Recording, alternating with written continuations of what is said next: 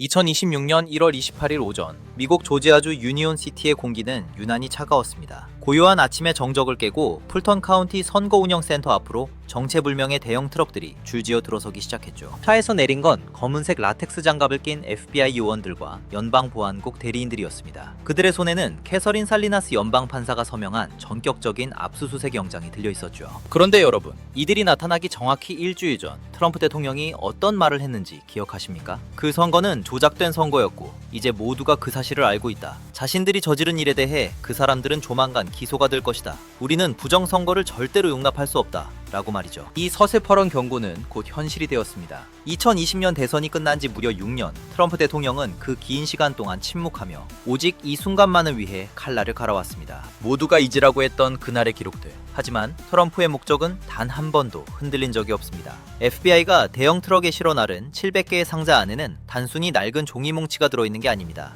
이건 현대 민주주의를 해킹한 범죄의 설계도이자 무너진 공정성을 바로잡아 전 세계 경제 질서를 재편한 디지털 지문 그 자체입니다. FBI가 확보한 건 음모론 따위가 아니라 실제로 눈앞에 보이는 살아있는 증거입니다. 31만 5천 표라는 어마어마한 숫자가 합법적인 인증 없이 집계되었다는 정황이 포착된 거죠. 특히 이번 수사 현장에는 트럼프 정부의 DNI 국가정보국장 지명자인 털시 게버드까지 직접 나타났습니다. 이건 단순한 수사가 아니라 정권 차원에서 부정선거의 뿌리를 완전히 뽑아버리겠다는 선전포고나 다름없습니다. FBI가 움직였다는 건 이미 확실한 스모킹건을 확보했다는 뜻이에요. FBI가 무슨 동네 시민단체도 아니고 연방정부의 명운이 걸린 수사를 증거도 없이 과연 시작했을까요? 오늘 오싹한 경제에서는 이 700개의 상자 속에 숨겨진 실물 증거들의 정체와 우리 한국이 만든 선거 시스템이 어떻게 전 세계를 관통하는 블랙박스가 되었는지 그 잔혹한 진실을 아주 뼛속까지 파헤쳐보겠습니다. 오늘 이 영상 하나면 여러분은 왜 트럼프 대통령이 지금 최후의 심판을 준비하고 있는지, 그리고 우리가 수출한 그 선거 시스템이 어떻게 부메랑이 되어 대한민국 정부의 목끝을 겨누게 되는지 그 현장을 생생하게 목격하게 되실 겁니다. 이건 단순히 남의 나라 선거 이야기가 아니에요. 본론으로 들어가기 전 구독과 좋아요 한 번만 제발 부탁드립니다. 여러분, 이번에 FBI가 압수한 증거물의 목록을 뜯어보면 그야말로 현미경급이라고 말씀드릴 수 있어요. 단순히 투표용지만 가져간 게 아니거든요. 2020년 당시의 우편 투표용지 봉투 전량과 유권자의 서명 데이터, 그리고 무엇보다 결정적인 타뷸레이션 테이프 원본을 싹 쓸어갔습니다. 여러분, 타뷸레이션 테이프가 뭔지 아시나요? 투표기계에서 출력되는 일종의 영수증 같은 겁니다. 기계가 계산을 시작할 때 데이터가 정확히 제로로 리셋되었는지를 증명하는 마지막 보루죠. 이걸 참관인들이 확인하고 사인을 해야 그 투표가 합법이 되는데 31만 5천 표가 이 테이프도 없이 그냥 집계됐다는 겁니다. 이건 시스템이 제로에서 시작하지 않았다는 증거, 즉 누군가 미리 찍어놓은 표를 시스템에 심어놓고 시작했다는 뜻이 됩니다. 조지아주 선거관리위원회 부위원장조차도 이번 압수수색이 지난 5년간의 치밀한 수사의 마침표라고 말했습니다. 2020년에 제대로 집계되지 않은 표가 10,000표도 아니고 31만 표가 넘는다면 바이든이 11,000표 차이로 이겼다는 그 결과는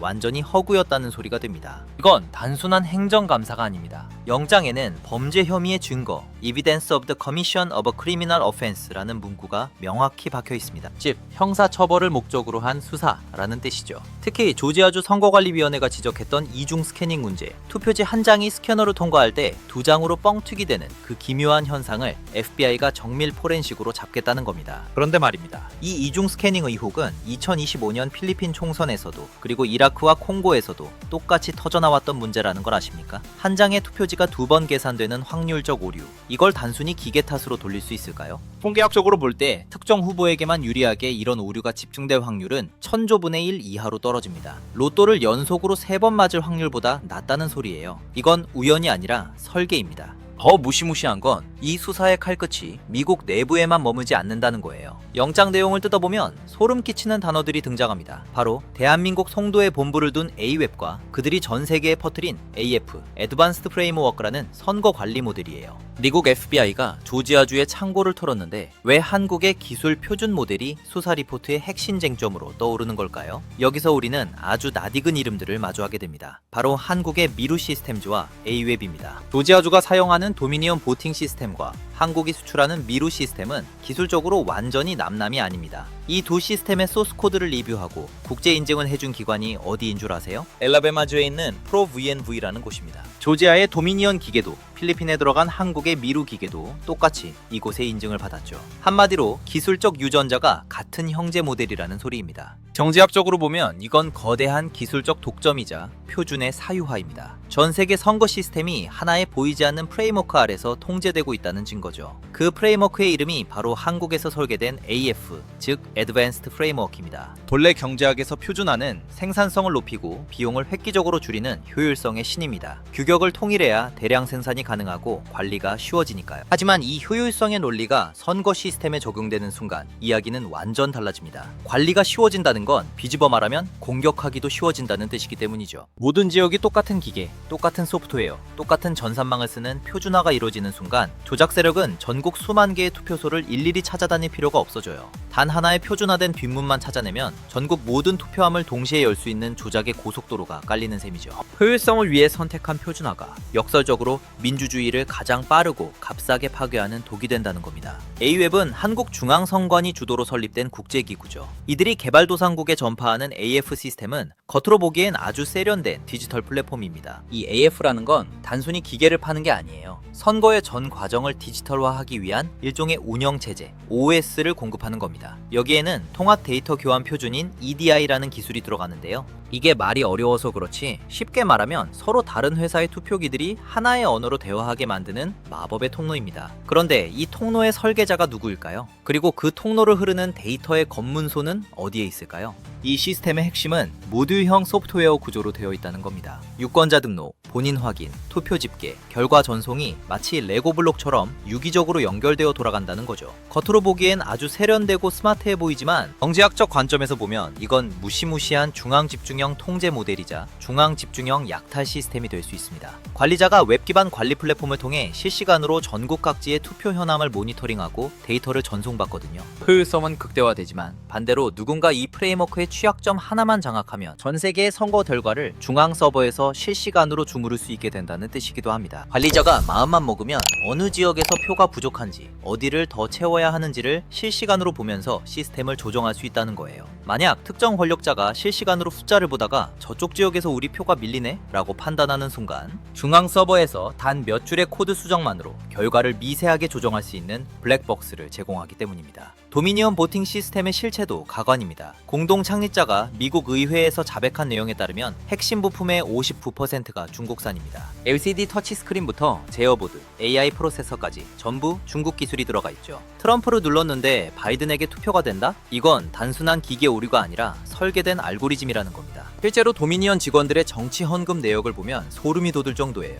기부금의 96%가 민주당으로 갔고 공화당에 간 돈은 고작 4%에 불과했습니다. 그 말인즉슨 선거 시스템의 전 과정을 주무르는 소프트웨어 엔지니어, 관리자들 100명이 밥을 시켰는데 96명이 짜장면으로 통일했고 단 4명만 짬뽕을 시켰다는 겁니다. 여러분, 이게 과연 중립적이어야 할 기술진들에게서 우연히 일어날 수 있는 확률로 보이십니까? 더 무시무시한 지점은 이 도미니언의 주요 주주들이 미국 민주당의 거물인 낸시 펠로시 라인과 닿아 있다는 폭로입니다. 아까 말씀드린 도미니언 보팅 시스템의 로비스트 명단을 보면 미국 민주당의 핵심 실세들과 연결된 로비 회사들이 줄줄이 사탕처럼 엮여 있어요. 브룸스타인, 파버, 하야트 같은 기업 출신들이 도미니언의 임원과 주주로 활약하고 있습니다. 공급망을 장악한 국가가 백도어 하나만 심어놔도 전 세계 민주주의 국가의 지도자를 입맛대로 갈아치울 수 있다는 뜻이에요. 실제로 트럼프를 눌렀는데 바이든으로 넘어가는 그 엽기적인 현상, LCD 터치스크린의 단순 오류라고 치부하기엔 너무나 정교한 배달 사고 아닙니까? 자, 이제 다시 시선을 우리 대한민국으로 돌려보겠습니다. 미국의 도미니언 사태를 보면서 설마 우리나라도? 라고 생각하시는 분들 많으실 거예요. 그런데 현실은 설마가 아니라 이미 확정적 공포 수준입니다. 대한민국 선관위가 전 세계에 수출했다는 그 K선거 시스템, 그 중심에 있는 A웹과 미루 시스템즈의 행보를 보면 자다가도 벌떡 일어날 정도로 오싹해지거든요. 여러분, 경제학에서 가장 비싼 자산이 뭔지 아십니까? 바로 제도적 신뢰라는 무형의 자산이에요. 이 신뢰가 무너지는 순간 그 국가의 화폐는 휴지 조각이 되고 자본은 빛의 속도로 탈출합니다. 그런데 지금 우리나라 선관위의 보안 상태를 보세요. 국정원 보안 점검 결과가 몇 점이었는지 아십니까? 100점 만점에 31.5점입니다. 이게 말이 될까요? 동네 PC방 보안도 이보다는 나을 겁니다. 심지어 관리자 비밀번호가 12345였다는 말 많이 들어보셨죠? 이거 윤석열 대통령이 농담 삼아 그냥 하셨던 말이 아닙니다.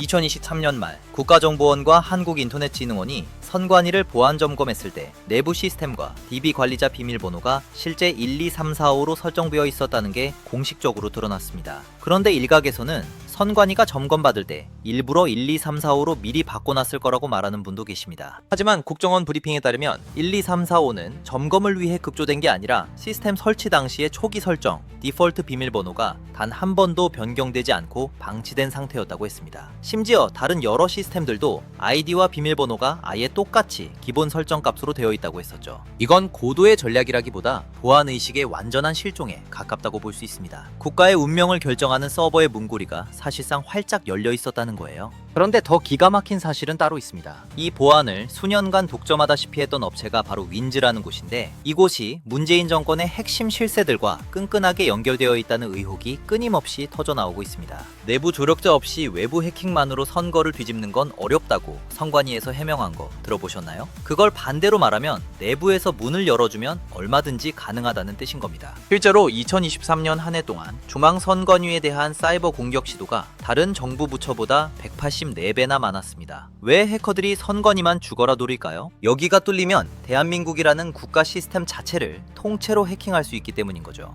행안부가 가진 유권자 정보가 2100만 개인데 선관위는 4400만 개의 정보를 쥐고 있습니다. 전 국민의 개인정보와 투표 성향, 거주지 데이터가 보안 점수 31.5점짜리 서버에 들어있었다는 거예요. 심지어 선관위 직원의 개인 컴까지 해킹당해 무려 한 달 넘게 전단지처럼 뿌려주고 있었는데, 선관위는 국정원이 알려주기 전까지 까맣게 모르고 있었다는 겁니다. 이런 선관위가 보안 점검을 거부한다는 게 말이 될까요? 너무 어처구니가 없어서 헛웃음도 안 나올 지경입니다. 여기서 잠깐 잊고 계신 분들을 위해 구독과 좋아요 한 번만 제발 부탁드립니다. 자, 그럼 지금부터는 성남시에 있는 미루 시스템즈와 관련된 필리핀의 잔혹사를 본격적으로 파헤쳐 보겠습니다. 이 회사의 이름이 필리핀에 처음 울려 퍼진 건 2008년이었어요. 당시 한국산 전자개표기가 수입을 앞두고 있었는데 필리핀 대법원은 수입 반대 판결을 내립니다. 이유가 뭔지 아시나요? 부정선거와 조작이 가능해서 선거 시스템의 붕괴를 가져올 수 있다는 내용이었습니다. 필리핀 대법원이 소스코드를 보여달라고 했는데 미루 시스템즈는 끝까지 그 제안을 거부했거든요. 떳떳하다면 왜 공개를 하지 못했을까요? 그렇게 쫓겨났던 이들이 16년 만인 2024년 다시 필리핀과 계약을 맺고 2025년 총선을 통째로 집어삼키는 괴물이 되어 돌아왔습니다. 필리핀 선관위가 뜬금없이 입찰 직전에 미루 시스템즈의 가장 강력한 라이벌 업체를 전격 실격 처리해버린 겁니다. 뇌물 의혹이 있다는 명분을 내세웠지만 사실상 경쟁자를 강제로 링 밖으로 끌어내린 거죠. 그렇게 경쟁자가 사라진 자리에 미루 시스템즈만 혼자 남는 단독 입찰 상황이 만들어졌고, 아무런 검증도 없이 4,300억 원 규모 11만 대의 자동 개표기 계약을 독식하게 된 겁니다. 나중에 필리핀 대법원이 경쟁사를 쫓아낸 건 명백한 불법이다 라고 판결을 내렸지만 이미 계약은 끝난 뒤였어요. 선관위는 이제 와서 기계를 바꾸기엔 시간이 없다 라며 배를 째고 계약을 밀어붙였던 거죠. 이건 실수가 아니라 치밀하게 짜인 경쟁자 제거 작전이었습니다. 과거 대법원이 막았던 그 조작의 문을 선관위 내부 세력이 법적 설계를 통해 안에서 직접 열어준 거예요. 이 계약으로 필리핀은 그야말로 생지옥을 경험하게 됩니다. 결국 필리핀 시민들은 미루 시스템즈를 수사하라며 거리로 쏟아져 나오는 사태까지 발생하게 됐습니다. 그 이유인즉슨 2025년 선거 과정에서 벌어진 기괴한 버전 사기극 때문이었습니다. 미루 시스템즈가 공급한 장비들 분명히 공식 인증 기관인 프로VMV로부터 3.4.0 버전으로 검증을 받았다고 대대적으로 홍보했었거든요. 그런데 선거 당일 현장에서 발견된 건 3.5.0 버전이었습니다. 여러분, 소프트웨어의 버전이라는 게 단순히 숫자만 오른다고 기능이 좋아지는 개념이 아니란 걸 알고 계셔야 해요. 이 전자개표기의 버전 숫자는 그 소프트웨어의 주민등록번호이자 지문과 같은 거거든요. 경제학에서 공시, 디스클로저는 시장의 생명줄과도 같은 겁니다. 그리고 기업이 투자자에게 거짓 정보를 제공하면 상장 폐지 사유가 되는 거죠. 그런데 국가의 운명을 결정하는 선거 시스템에서 인증받지 않은 버전이 돌아갔다면 그건 그 국가 자체가 상장 폐지될 수준의 중대범죄에 해당한다는 겁니다. 소스코드의 소수점 하나만 바꿔도 원래의 표를 2배로 부풀리거나 특정 후보의 표를 몇 배로 조작하여 뻥튀기 하는 알고리즘을 심는 건 너무나 쉬운 일입니다. 인증받은 건 3.4.0인데 실제 돌아가는 건 3.5.0이었다면 그 사이의 간극은 그야말로 범죄의 블랙박스가 되는 거예요. 결국 이 기괴한 사기극 때문에 필리핀의 선거 결과가 뒤바뀌는 대혼란이 벌어지게 된 겁니다. 그런데 더 오싹한 건 이 수법이 필리핀만의 일이 아니라는 겁니다. 놀랍게도 이번에 FBI가 풀턴 카운티에서 찾고 있는 핵심 혐의 중 하나가 바로 이 트러스티드 빌드, 무단 접근입니다.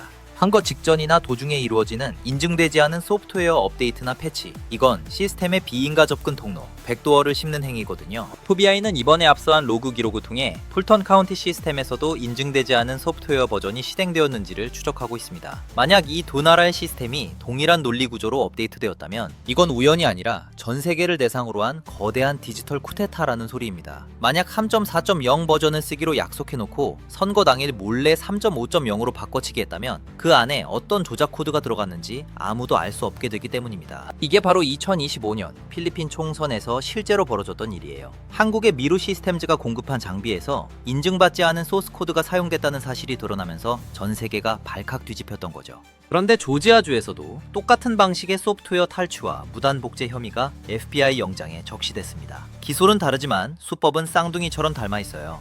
이건 전 세계 선거 브로커들과 기술 카르텔이 하나의 매뉴얼을 공유하고 있다는 강력한 증거입니다. 이게 경제적으로 왜 소름 끼치는지 제가 일상적인 예로 설명해 드릴게요. 집마다 달려있는 디지털 전기 계량기, 거기에도 소프트웨어가 들어있습니다. 국가가 이 계량기는 정확하다고 인증한 게 바로 3.4.0 버전이라고 칩시다. 그런데 어느 날 전기회사가 몰래 여러분의 계량기를 다른 버전으로 원격 업데이트를 해버린 겁니다. 그럼 어떤 일이 벌어질까요? 여러분은 평소처럼 똑같이 전기를 썼는데 인증이 안 된 버전이 뒤에서 실제 사용량보다 2배, 3배 더 많이 찍히도록 숫자를 조작하기 시작합니다. 눈에 보이는 것도 몇 배 많이 쓴 것처럼 숫자가 뻥튀기 되어 요금이 청구되는 거죠. 이걸 알게 된 순간 그 전기 요금을 순순히 내실 수 있겠습니까? 그런데 전기회사는 독립된 기관이라고 여러분을 음모론 취급하며 계속 조작을 하는 겁니다. 여러분이라면 어떠실 것 같나요?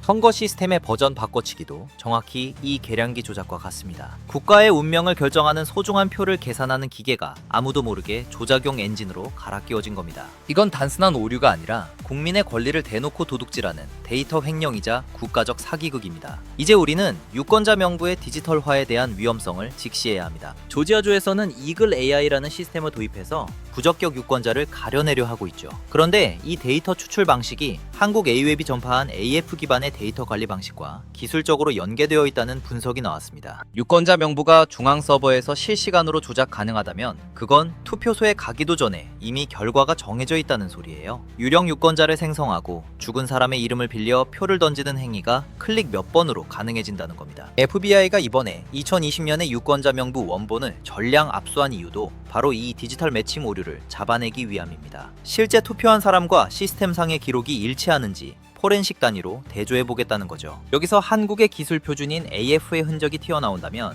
이건 한국 외교의 타격 정도가 아니라 국가 안보와 경제 시스템 전체의 강제 셧다운 사태를 불러올 수 있습니다. 우리가 흔히 정보통신 기술이 발전하면 세상이 더 투명해질 거라고 믿잖아요. 그런데 경제학적으로 보면 기술에 준항 집중하는 곧 권력의 독점과 정보의 비대칭성을 극대화하는 도구가 되기도 합니다. 투표를 조작해서 권력을 잡은 자들이 가장 먼저 하는 게 뭐겠습니까? 자신들의 조작을 도와준 세력에게 이권을 챙겨주고 그 비용을 마련하기 위해 세금을 올리고 사유재산을 침해하는 법안을 쏟아내는 겁니다. 트럼프 대통령이 미친 사람 취급을 받으면서도 지난 6년 동안 숨죽이며 칼을 갈아온 이유, 그건 단순히 억울해서만이 아닙니다. 내 표가 적의 표로 동갑하는 그 데이터 연금술의 증거가 이 700박스 안에 있다는 걸 확신했기 때문입니다. 또한 트럼프 개인의 복수가 아니라 도둑맞은 미국의 주권을 되찾기 위한 최후의 심판인 거예요. 자, 이제 판도라의 상자는 열렸고 전 세계의 모든 눈은 조지아주 창고에서 실려나간 그 700개의 상자로 향하고 있습니다. 물론 대한민국이 이 논란에서 티끌 하나 없이 떳떳하기를 바랍니다. 하지만 이 상자 속 데이터가 연방 법정에서 조작의 증거로 공식 인정되는 일이 만약에라도 생긴다면 그때부턴 우리가 상상조차 할 수 없는